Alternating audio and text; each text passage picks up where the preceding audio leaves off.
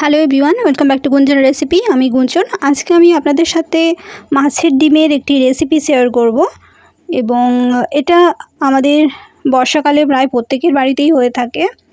তো বর্ষাকালে এই ধরনের একটি স্ন্যাক্স আমাদের সবারই ভালো লাগে। তো সেই স্ন্যাক্সের রেসিপি আপনাদের সাথে শেয়ার করব। আশা করছি ভিডিওটা আপনাদের ভালো লাগবে।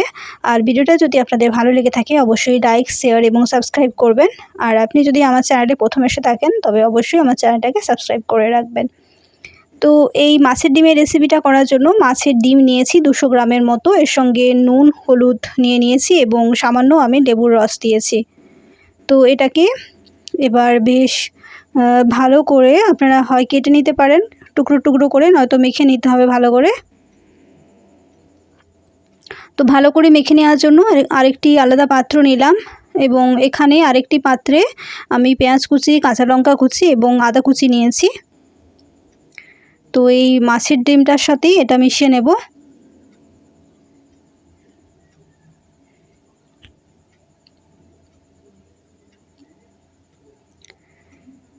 আপনারা মাছের ডিমে অবশ্যই একটু লেবুর রস দেবেন। লেবুর রস দিলে এর মধ্যে যে একটা আষ্টে গন্ধ থাকে সেটা কিন্তু আর থাকবে না, তাই চেষ্টা করবেন অবশ্যই একটু লেবুর রস দিতে। এবার এতে আমি সামান্য বেসন দিয়ে নিচ্ছি। এটা আপনাদের ইচ্ছে মতো বেসনটা দেবেন, তবে খুব বেশি বেসন দেবেন না, তাহলে মাছের ডিমের যে ফ্লেভারটা সেটা আর থাকবে না। তো এবার 2 চামচের মতো দিয়ে আমি ভালোভাবে বেসনটার সাথে মাছের ডিমটা মেখে নিচ্ছি।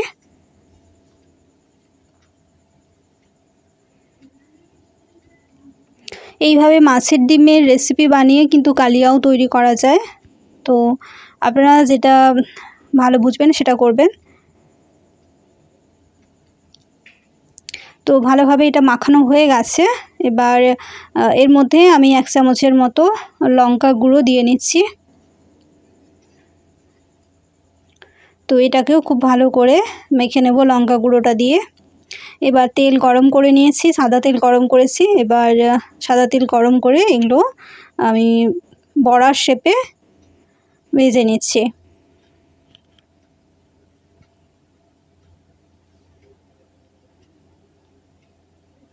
যদিও মাছের ডিম ভাজতে বেশি তেল লাগে না, বা বেশি তেল দিলে এটা মাছের ডিমটা ছিটকে আসে। তো এক্ষেত্রে যেহেতু বেসনটা দেওয়া হয়েছে তাই কিন্তু এটা কিন্তু ছিটকে যাবে না কড়াই থেকে, তাই আপনারা বেশি তেল দিয়েও ভাজতে পারেন, অসুবিধে নেই। এবার একটা সাইড হয়ে গেছে, আমি উল্টে দিচ্ছি।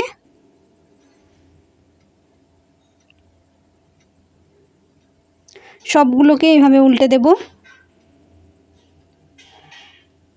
আপনারা খিচুড়ির সাথে বা গরম ভাতের সাথে এই ধরনের বড়া বা পেঁয়াজি আপনারা পরিবেশন করে দেখতে পারেন, ভীষণই সুন্দর লাগে খেতে।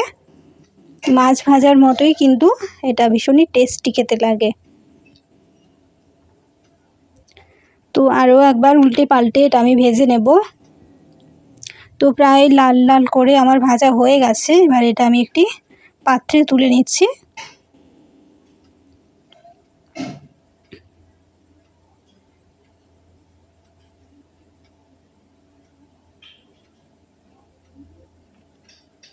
তো এইভাবে সমস্ত মাছের ডিমটাই আমি ভেজে নেব। তো আপনাদের প্রথম স্টেজটা ভেজে দেখিয়ে দিলাম। এইভাবে বাকিগুলো আমি এবার ভেজে নেব। তো এইভাবে ভেজে নিয়েছি এবং একটি পাত্রে তুলে নিয়েছি।